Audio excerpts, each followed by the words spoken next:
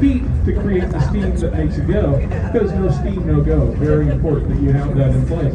So by switching out the steam trains to the diesels, they cut their labor costs in half, and they cut way down on their fuel consumption as they're going through. I'm so glad we all live up here together.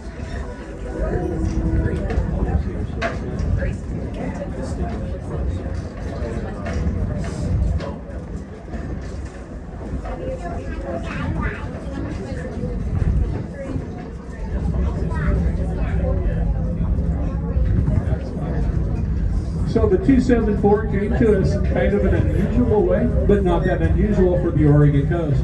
Back in 2007, they had what they call the Pineapple Express. One of those big rainstorms that dropped 7 inches of rain in less than 24 hours in the Salmonberry River Canyon raised the river, undercut the railroad tracks mid-air, nothing underneath them at all, thereby stopping any train traffic coming in and out of Tillamook County. We're the only operating locomotive system on this side of the washout, and we operate 7 days a week from Memorial Day through the end of September. And then we do these runs, the Fall Splendor in October and the 2 weekends in November. And then in the spring, we do a couple extra runs like that. Oh, he's always out waving at us, the old gentleman.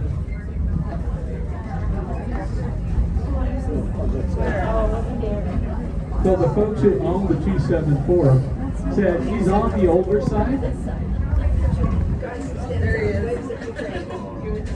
We don't want to pay $20,000 to $25,000 for shipping and handling, get them loaded onto a flatbed and brought back over to Portland. Why don't we go ahead and make a deal with you, since you are a 503c nonprofit, you work with Folger Trains, your mission is to preserve, restore, and educate. We'll make a deal with you, sold it to us for a reasonable price, took off part of it because of you being a 503c. They didn't have to do shipping and handling. It worked out well for us and worked out well for them. Worked out well for us, worked out well for them. So he's the youngest engine in the fleet. He's a workhorse. He comes and rescues those steam engines. They're close to 100 years old or older, and sometimes they need to be towed back to the station when they're out and about. This blue car is we're in 1959 RDC, and it was used in the San Francisco Bay Area. The unique thing about these cars is they could use those and operate them. The motorman would be in the front, and he would go where he needed to go. When he got to where he couldn't go any further, he just closed that side up, walk down here to this side, open this up, and he could drive it back the other way. We don't have that capabilities anymore. It's too much cost to do that. So we have Manhattan Beach over here.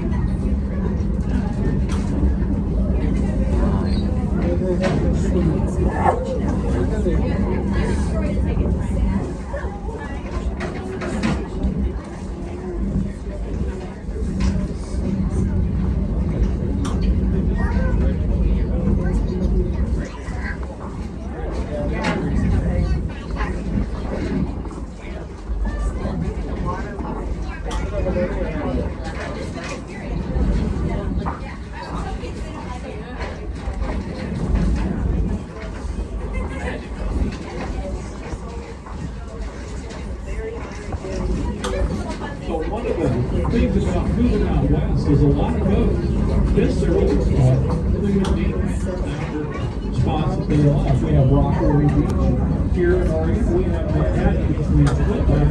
Never looked at Briansville, just there's a connection of the Mid-Atlantic states, particularly New York and New Jersey. So it's not unusual for those places to get their names because people just want to came out west.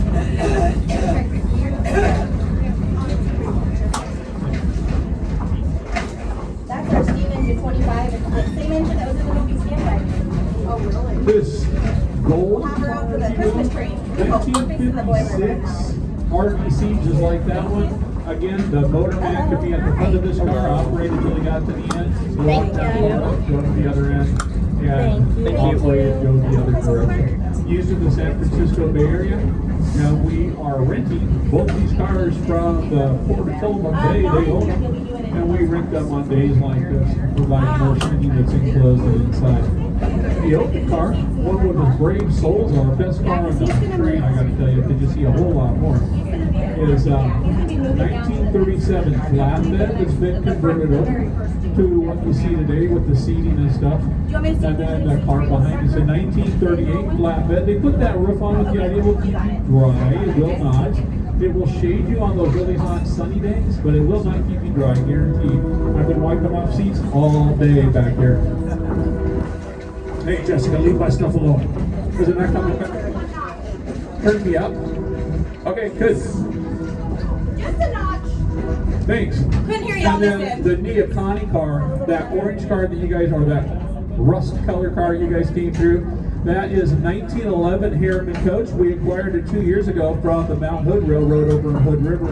They have restored most of it. There's still some restoration that needs to take place. We named it the Neoconi car because we try to name our cars that are enclosed like that after local spots. Neoconi, named after the mountain just to the north of us, and Neoconi, translated from the Celestial language, means land of the deity or land of the god or mountain of the god in this case. So that's our rolling stock that we have on board here. Good thing. Now we're going past I think the Nadava windows Beach. are clear. I was hoping they would be. I layered because I expected to be cold, but I didn't expect to be in here, so I'm like, dying. All right, so Nadava Beach. Now, on the coast or the Celestial language, you have anything that's NE, like Neoconi or Netarts or Nestucca, means it's where they're from. Okay, so Nadava Beach, I thought, well, that's got to be something that works out really well around here because it follows the rules. However, it does not, because it was started, this little community was started by a guy named Ned and his wife Donna. And when they decided to name it, they just combined Ned and Donna to make Nadava Beach. So it has nothing Native American to do with it, but it sure had me fooled for a while. Now, there's a bottleneck entrance that comes out there. It's how you get into the Nadava Beach area. There's a lot of homes back in that area and beautiful beaches back over there. But you probably noticed the tsunami warning signs. Everybody, how many guys participated in that great shakeout on Thursday? Shake, rattle, and roll. None of you guys? Okay, because they did a tsunami warning system here. They had people walking up, getting away, kind of like going through the drills and stuff. But they always want to be prepared. The last tsunami that was a big event was 1964 when they had the Alaska earthquake on Easter. And that did send a tidal wave down, hit Washington coast, Oregon coast, Northern California. But people are always concerned, so they want to make sure that you're aware and warning. And you'll notice over on the roadside, that road is starting to go up. And that's just a natural bend in the road. It's not like they did anything. But you'll probably notice signs along the way. Tsunami evacuation route coming this way. Now we're going to go past a couple of places here, and he'll blow his whistle because every time he comes to a crossing, he has to do two long, one short, and one long. And what they've done is, since that was bottleneck back there trying to get out of Nadava Beach, they put two walkways so that you would walk, come up to the stairway, cross the railroad tracks, and then go up, and you would be high enough over here, unless it was like Hollywood movie, and then everybody's toast, right? So no Hollywood movies around here, but those they just kind of take that into account. You know, I had some people here from where were they? Colorado. They said, "Do we have to worry about tsunamis around here? Is it a really bad thing?" I said, "No." I said, "No more than you have to worry about your wildfires back there." Well, actually, less. They have more wildfires there in Colorado than we have the tsunamis around here. But it's just a preparedness. So when you see those, just always keep in the back of your mind, be prepared, and just remember, go high, go away from the water. If you're out on the beach and that tide goes way out, you think, oh, this is a great beach. Probably be best to go the other way, because usually that sucks it out, and then it kind of like that big wash coming in. So it's a good thing to just kind of avoid that and go the other direction. So he just blew that horn. You should probably be seeing a spot where there's a crossing coming up here. There's one right there.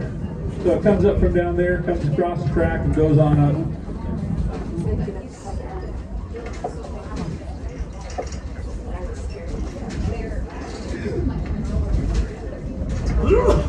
Okay.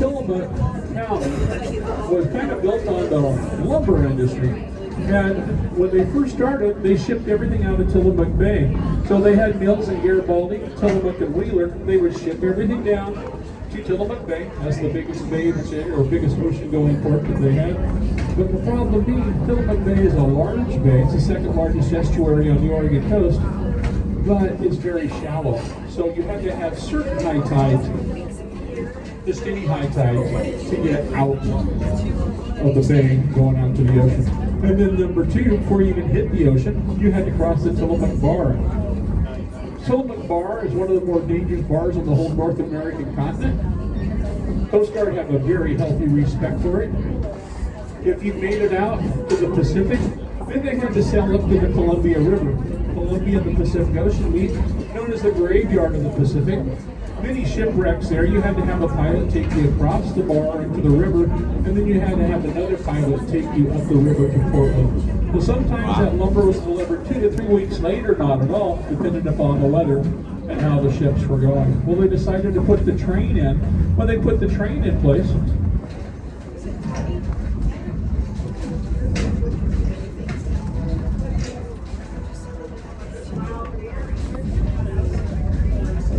okay, I know it was on this side. Is there anybody on this car on the water side that needed a brochure to give to a relative? Must be on the other car then. I know it's on this side and I know it's an elderly, but I can't remember. Yeah. Yeah. So Riley's coming in. If there's anybody on the gold car that needed that brochure to give to a relative for a Christmas present, just let her know. She's got it there for you. I think it's a little further, Riley. Should be on your right, someplace in there. I think I already got her. It was me. Okay. All right.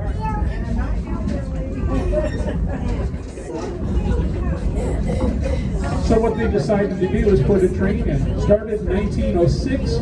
By 1911, they completed the train tracks going from Portland to Tillamook, and they stopped on 3rd Street in Tillamook. And they could get that same lumber delivered in one Anybody day, else want one going line in from here? Tillamook over to the Portland area. So it worked out financially a whole lot better. It cost I'll take one. outlay a bit to get the train and stuff in place, but it made it so shipping in and out of Tillamook was quicker and easier going that route. And from 1911 to 2007, freight reigned supreme. That's what pays the bills on the railroad track, is having people coming and going. And so long as you got freight coming in, you get out of the way. That's why that 1920s daddy train was so important. It was kind of unheard of, but things developed organically, and that's the way it worked out. So during World War II, the Navy wanted a presence on the Oregon coast. They built Tillamook Naval Air Station just south of Tillamook, about 5 miles south. They had 2 of the largest freestanding wooden structures in the world, according to Guinness Book of World Records. They were supposed to last about 60 years. One hangar burned in 1992. They were storing hay inside of it. Spontaneous combustion took place. Since it was mostly wood, it went up fairly quickly. Okay, looking over on the water side, you're seeing the mouth of the Nestucca River going out, so Nestucca Bay going out to the ocean there. And we have this jetty fishery coming up, and it is designed so that I want to go out clamming or crabbing. Well, you can rent a boat and go out crabbing. You can rent crab rigs and crab right off of his dock if you would like to. There is a place for campers, a place for tent camping. They will cook the crabs for you if you catch them. If you go, I don't want to go out crabbing, I just want some fresh crab. They have them there. You just go down, pick it out, they'll cook it for you again. So, good job taking care of people. They can also rent boats to go fishing. And this time of year, you will have salmon starting to run through here.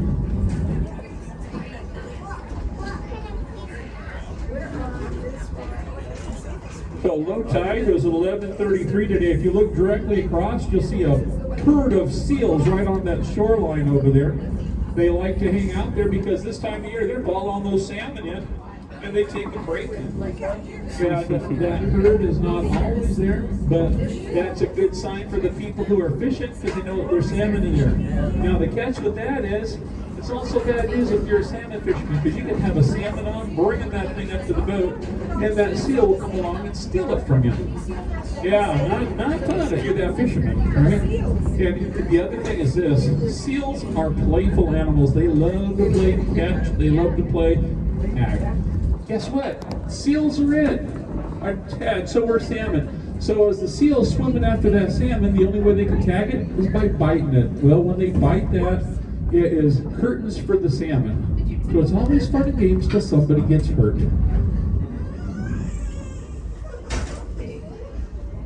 So the salmon, quick run through on the salmon. What they've got here is, this is the Nestucca.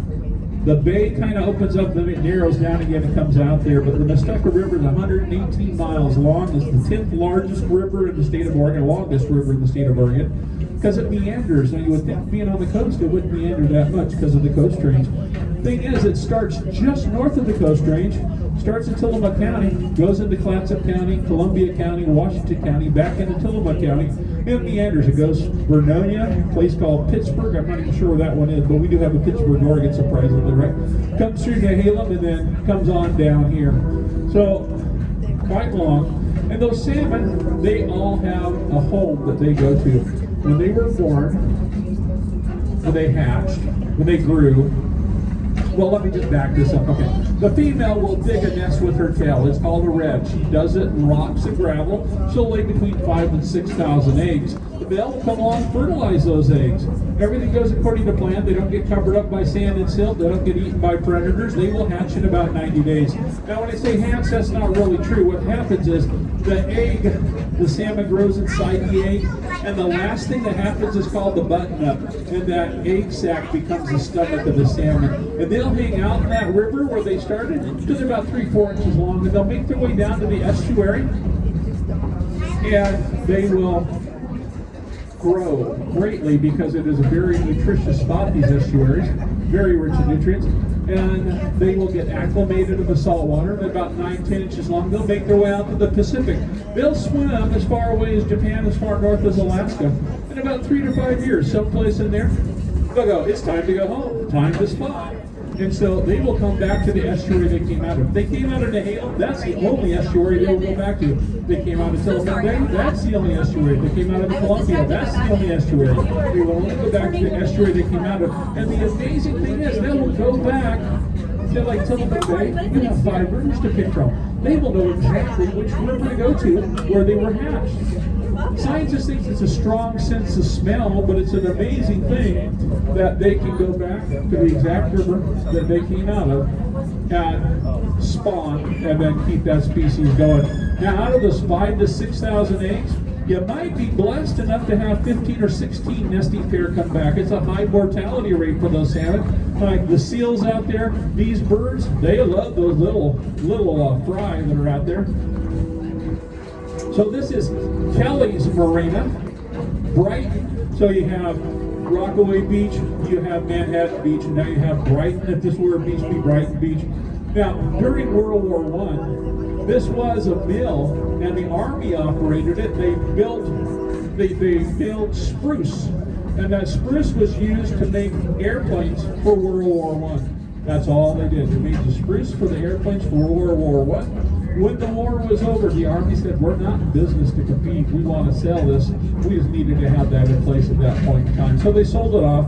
Over the years, it's changed hands and stuff. Now it is Kelly's Brighton Marina, and they are, I guess you can say competition with the jetty fishery. They do the exact same thing. They are a couple of brothers, and they compete with one another, as brothers will.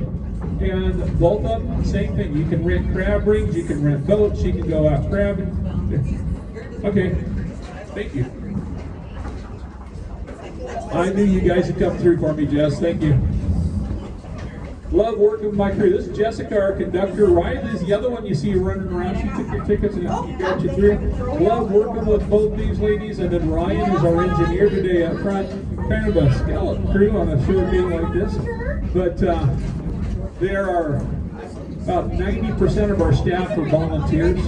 And they come from all over. Ryan, I think, lives over in Beaverton, and he comes over and drives the train for us on certain days, about once a month. and then I volunteer, and then those ladies, someone's got to be the brains of the operation to keep us going. They get paid, so yeah. So, but they're fun to work with. When you walk in and they cheer for you, you know it's a great place to be, right? So yeah.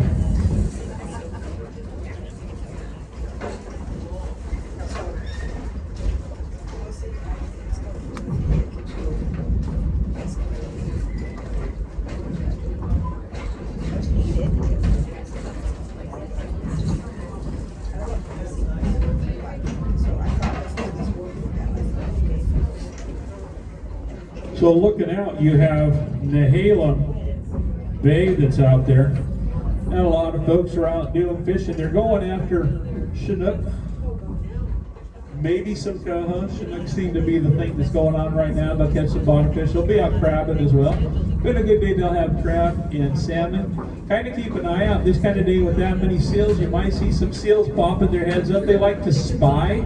They'll go swimming, they'll pop their heads up, they'll look around, see what's going on. They're curious animals, they're playful animals. And if they don't see anything going on, they'll go ahead and dive down and swim away. But they're also following those salmon and seeing what's going on. So keep your eyes out. Sunny days, it's easier to see them because that light from the sun shines right off their head because it's a nice slick skin that's wet. A little bit tougher today, but you can see them out there, but they're out playing. So the area across the way is known as Nehalem Bay State Park. Nehalem Bay State Park is a very popular state park. They do have a runway out there used for small planes. They have 2 boat launches, and then they rent horses out there. Now the horseback riding rental over with, they stop Labor Day. And you have to make your reservations well in advance so you can go ride horses on the beach, which is kind of fun. And that runway takes small planes. A couple years ago, there's a gentleman flying in. As he was landing, there was an elk that walked out in front of him. Well, no turning back at that point in time. The elk met his demise. The plane was totaled, but he came out of it okay. Because you do live in an area where there's a lot of wild animals around. With the elk and deer around here, we also have cougar. About a month or so ago, there was a cougar sighting out there in Nehalem Bay State Park. They killed down one of the trails. But they keep a good eye, see what's going on. But it is a great place to live around here. Now that's a spit. A spit's a narrow piece of land that joins to a larger body of land. If you were over on Nehalem Bay State Park, you could go straight out to the beach and have almost, well, it's kind of a private beach sort of, in a way, because you're with the other state parkers that are out there. But it's a great little view that goes on as well.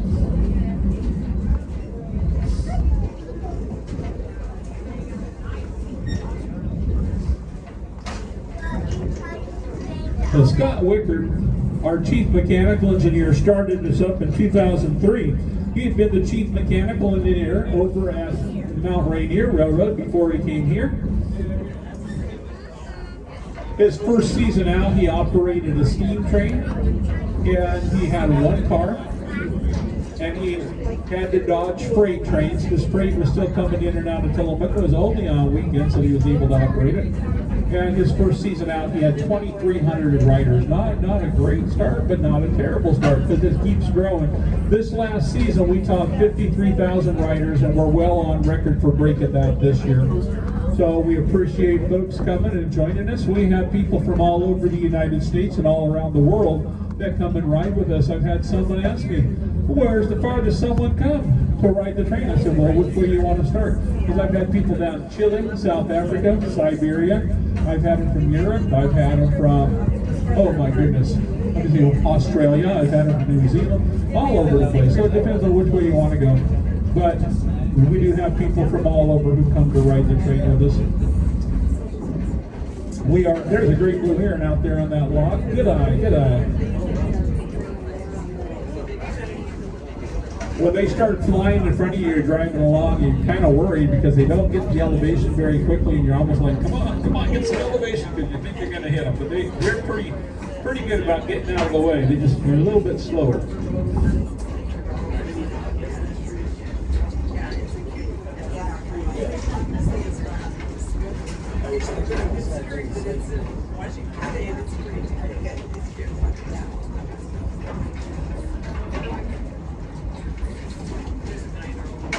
There's a great blue heron just taking off down there, flying right over top of the water.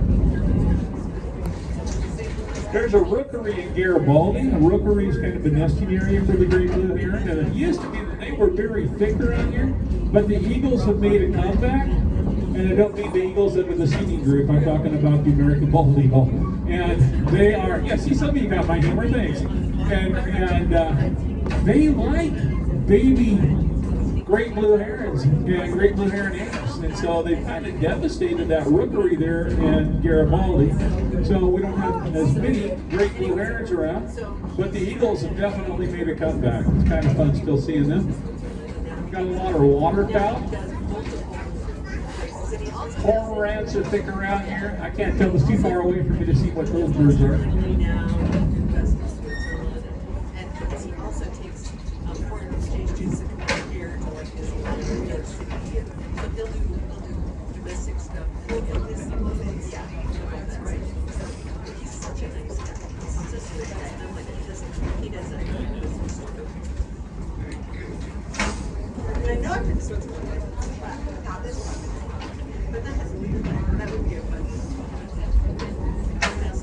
So the folks that are the Native Americans that lived in this area are the Nehalem and the Tillamook further south, but they're all part of the same tribal group. And they were known as trading folk, and they met Lewis and Clark back in the early 1800s when they came and spent that winter here on the Oregon coast. Lewis and Clark, they came down the seaside, built a salt barn, boiled salt water to get salt to treat their food so that they could preserve it before they went back. But they also met with Nehalem Indians that were trading up north. Now when the Lewis and Clark folk came through, the Nehalem Tillamook tribe was about 2,300 people. That was 1805, I think it is, 1806, someplace in there, 1805 is the winter. And by the time that Tillamook started up, about 1860, there were about 200 Tillamook tribal members left. So a white man trying to be friendly also brought disease. There were no immunities for the Native Americans, and it devastated them.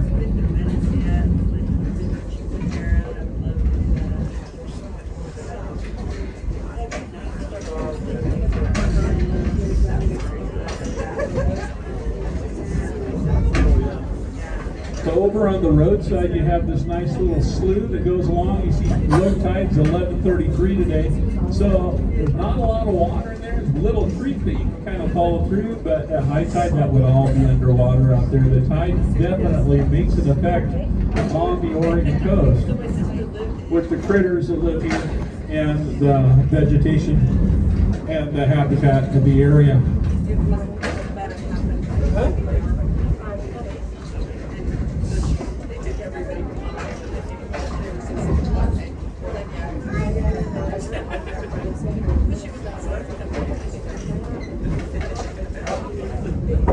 We have three main coniferous trees, or cone-bearing, evergreen, that are in the area. We have spruce, we have hemlock, and we have cedar. Most people are familiar with the cedar because it's a softwood. They go, oh, yeah, the Native Americans would use it to make canoes. But truly, the Native Americans would also use the pulp. They would strip it out, and they would use that like you would piece of cloth, and they would weave dresses, baskets, other pieces of clothing. If you wanted to see some of that, they have it on display at the Tillamook County Pioneer Museum down 3rd Street there in Tillamook, or 2nd Street in Tillamook.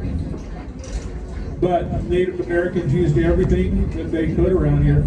Folks lived in longhouses. They were usually made out of cedar because you could split that cedar for long planks, and it would be multi-generational that the families would live together, and that cedar would help keep it dry inside. They lived off the land. You have all this fresh water, and then you have the fish, crabs, clams, oysters, the turf part. You have elk, you have deer, you have bear, just to name a few. Plus, you have the vegetation. The cattails, you dig up those roots, and they are like a potato. They are what they call a tuber, and then you have the different berries that grow around here, and there's other plant life that they would use to eat as well to maintain a good diet for themselves.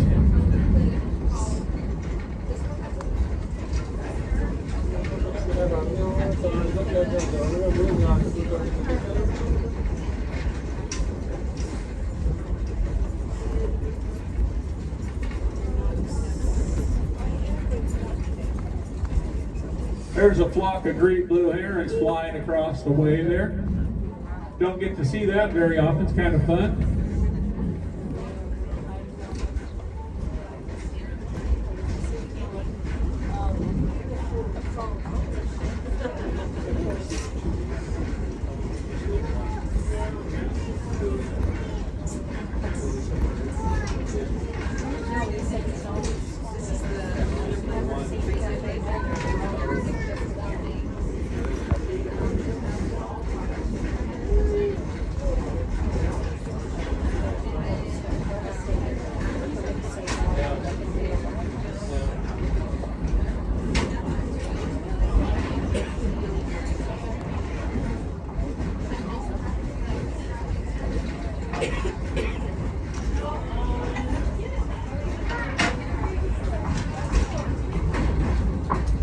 So we're going to go back. Imagine, if you will, this is kind of a Rod Serling thing, right? Imagine, if you will, if you could see through this fog, you would see a mountain that drops down into the coast. It's called Neahkahnie Mountain. That Neahkahnie Mountain has some special traits to it. Remember, I said it was called, translated as Mountain of the Gods.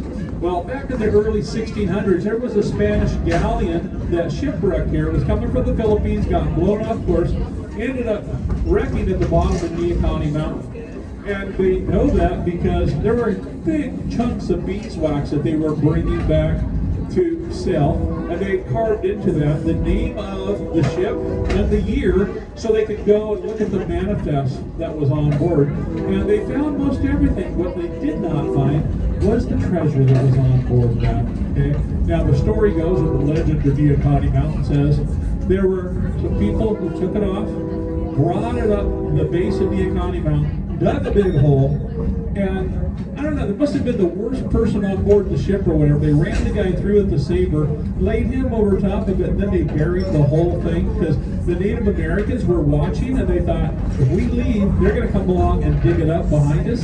So what we'll do is we will do that because they'll stay away from an old body like that.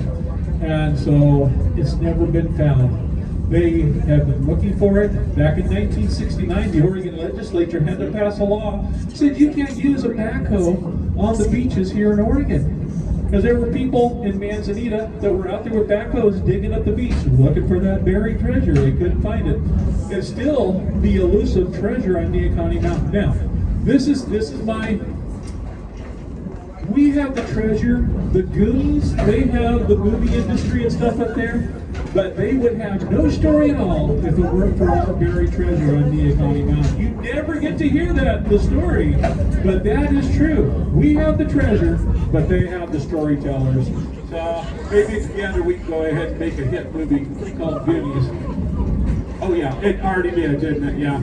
So anyway, so Neahkahnie Mountain has that buried treasure, still the elusive treasure that's out there. Now we're coming into where the Wheeler area, and if you're looking out there, you see all those birds on top of those pilings. Back when he first started, Coleman Wheeler started up the town of Wheeler. He had a cannery and he had a mill. And this is where the cannery was. Now, once they got refrigerated cars, they didn't need to have a cannery anymore, but they thought, we're not going to let it just sit there. So they pulled everything else that they had out so they could use it in other places. But they left those pilings in there for two reasons.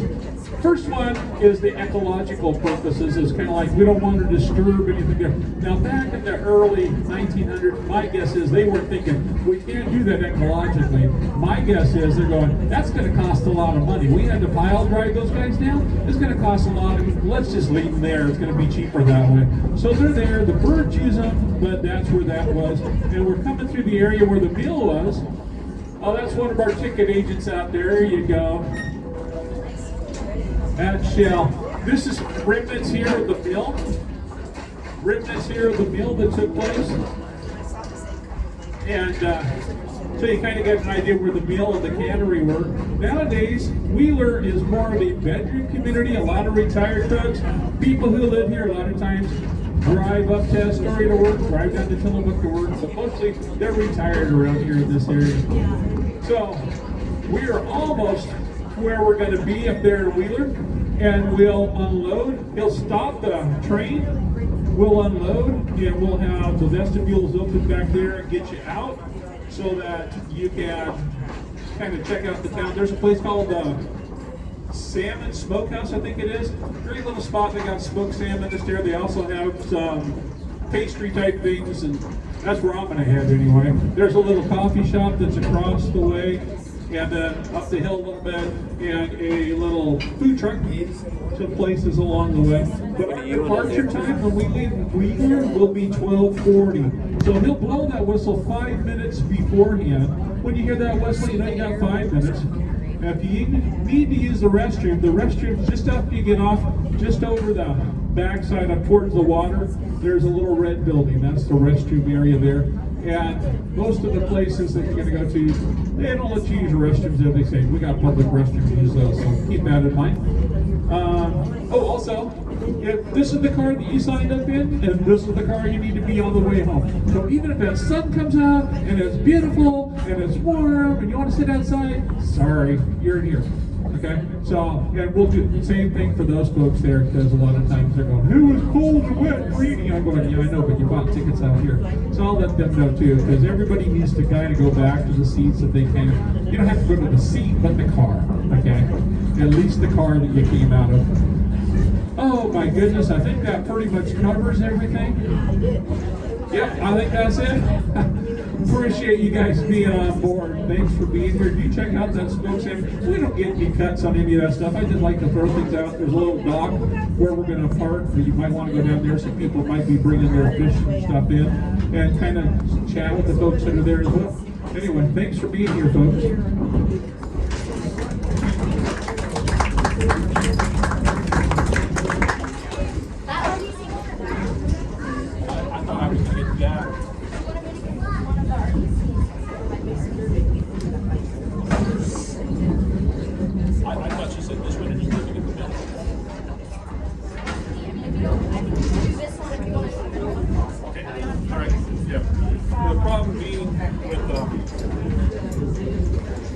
Is that one, it comes out in the middle of nowhere. This one's got better spots for people to